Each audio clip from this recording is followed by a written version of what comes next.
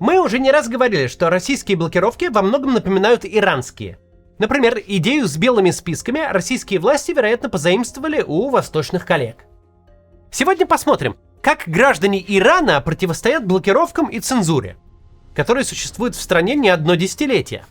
Последние недели интернет там вообще выключен. Только, как обычно, перед началом, если вы ищете способ, как противостоять блокировкам российским, по ссылке в описании мы собрали несколько способов, в том числе и бесплатные.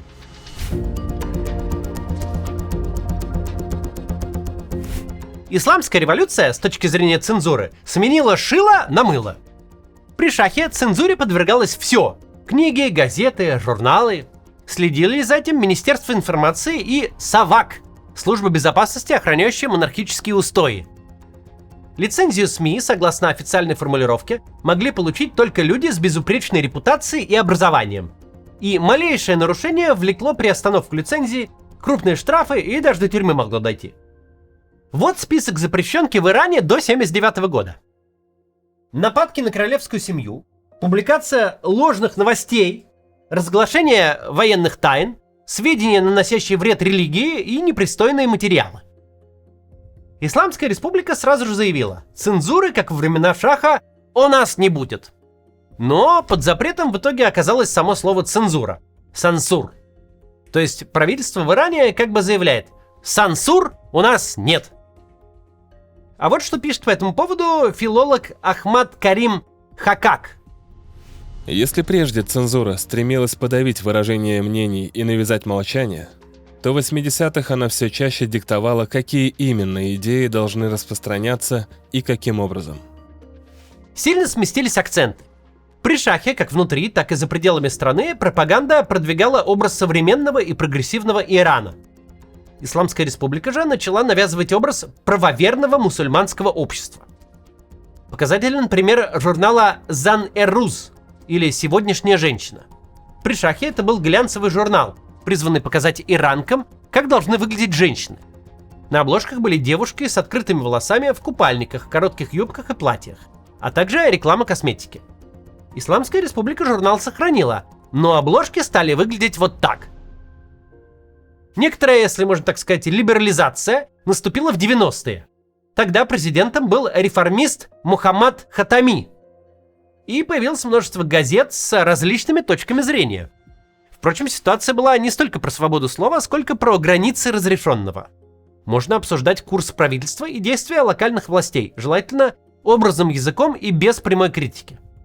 Но подвергать сомнению основы Исламской республики даже эзоповым языком никак нельзя.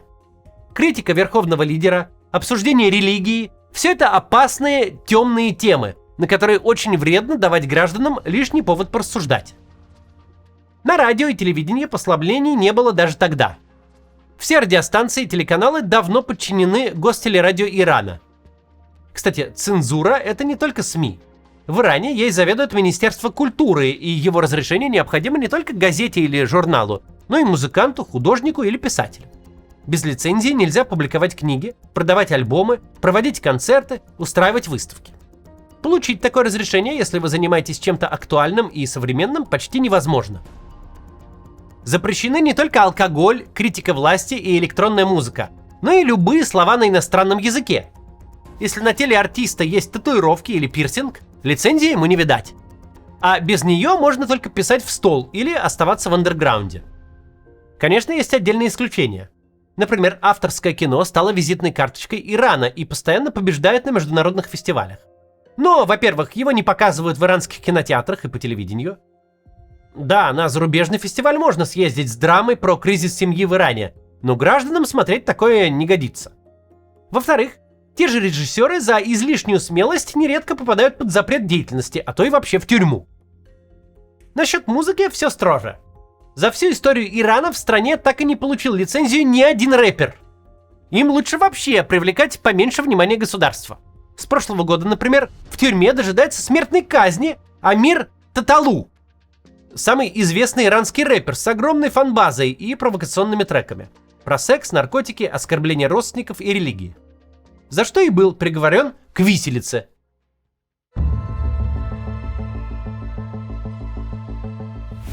Иран стал второй страной на Ближнем Востоке после Израиля, которая обзавелась доступом к глобальной сети еще в 90-е годы.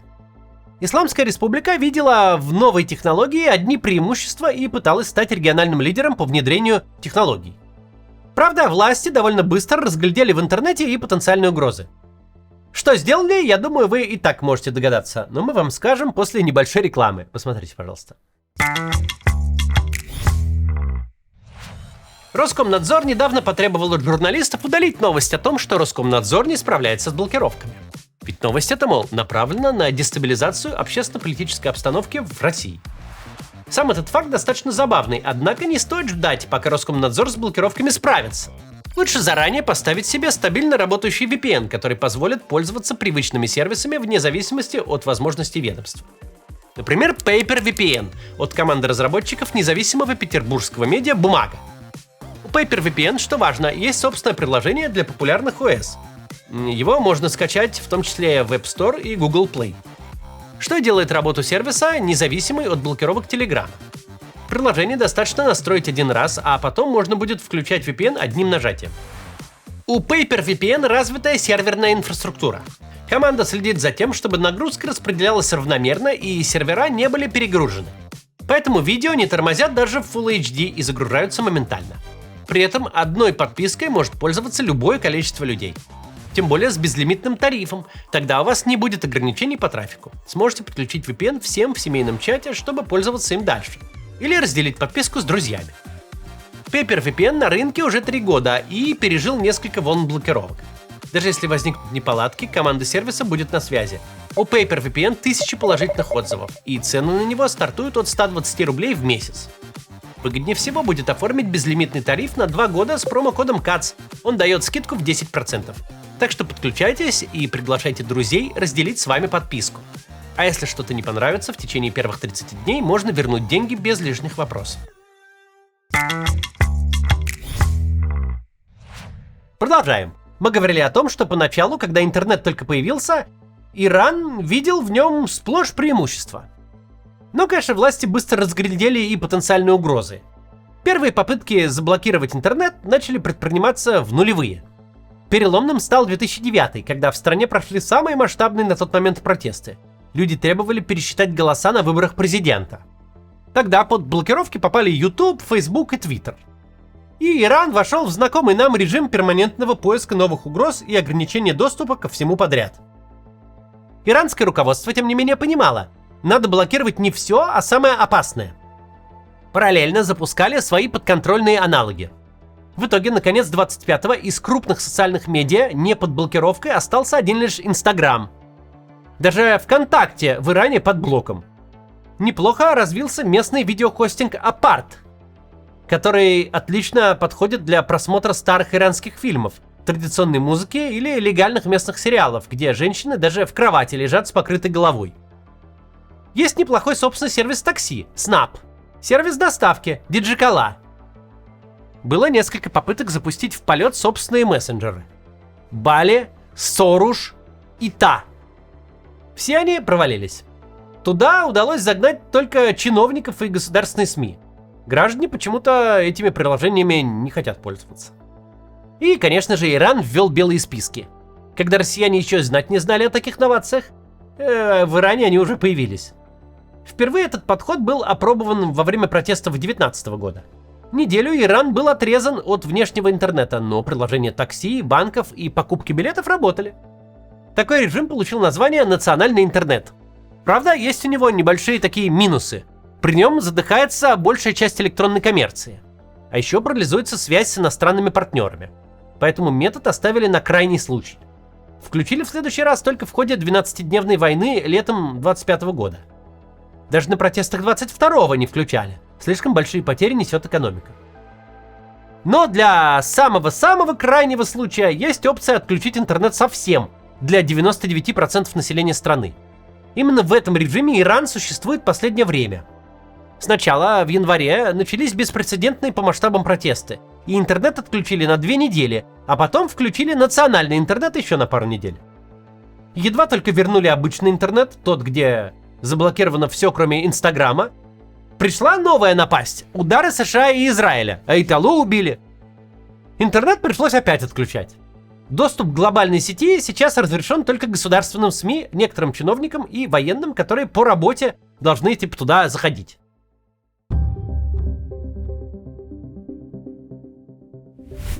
С точки зрения цензуры и дозволенного в Иране, мягко говоря, не разгуляешься. Но иранцы способы таки находят. Стремление получать свободную информацию пронизывает все иранское общество. И, надо сказать, сложилось это чуть ли не исторически. Варианты достать запрещенку были всегда. На книжных развалах в центре Тегерана всю дорогу продавали запрещенные книги. Подпольные видеосалоны предлагали кассеты с западными фильмами и музыкой. А в 90-е и 2000-е в пробках больших городов к водителю могли в окошко постучаться барыги с дисками с порнографией. Ты еще стоишь на красном свете, а у тебя уже крамола в бардачке. За годы Исламской Республики в стране выросло не одно поколение людей, которые постоянно ищут способы получить то, что запрещено. С приходом интернета люди массово устремились туда в поисках альтернативных новостей и продуктов запретной культуры. Нам с вами это тоже знакомо. Ну, знаете же это. Есть обычаи на Руси ночью слушать BBC. Так же и там. Однако большинство ключевых ресурсов, как мы уже сказали, были просто заблокированы. И не менее быстро иранцы нашли способы, уже знакомые нам с вами. Как с этим бороться? VPN. Поначалу помогали универсальные и бесплатные методы обхода. Помните, на заре российских блокировок у нас отлично работал канадский Сифон. Вот и иранцы использовали его долгие годы. Затем власти начали его ломать. Бесплатные варианты год от года работали все хуже. Жители страны принялись искать другие методы и приложения. С оплатой сервисов в Иране все прям как у нас, сложно. Нужна иностранная банковская карта, которой у большинства, конечно, нет. Однако тут же появился огромный рынок VPN внутри страны. Обычно это работает так. Приходишь на радиорынки, вроде Московской Горбушки, где продают телефоны, и там покупаешь себе VPN. Уровень распространения таких сервисов среди иранцев поражает. По данным даже провластных источников, VPN установлен на устройствах у 81% жителей страны, а по альтернативным опросам у 86%. 8 или даже 9 человек из 10 в Иране используют VPN. Их, видимо, нет, разве что у пенсионеров с кнопочными телефонами. Хотя значительная часть людей преклонного возраста VPN там прекрасно пользуется. Как это работает на практике, хорошо видно по тому же феномену того же этого рэпера Таталу, которого повесить собираются. В 2021 году он и его фанаты поставили мировой рекорд. Его трек в Ютубе получил 19 миллионов комментариев. То есть иранский рэпер набрал больше комментариев в Ютубе, чем Бейонсе, Кендрик Ламар или Тейлор Свифт. При этом иранцы, комментировавшие видео, должны были пробиваться через VPN. Ютуб-то там заблокирован. Как и я у вас, наверное, тоже заблокирован. Там, где вы меня смотрите-то. Заблокирован же? Ну вот.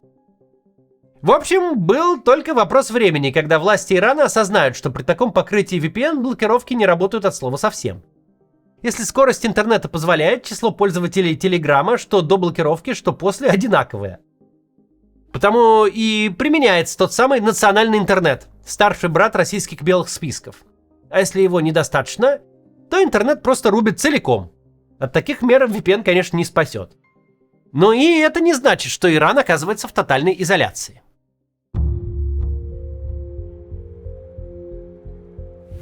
Главное оружие иранцев против отключения интернета – терминалы Starlink. Они вводятся в страну нелегально и работают прекрасно.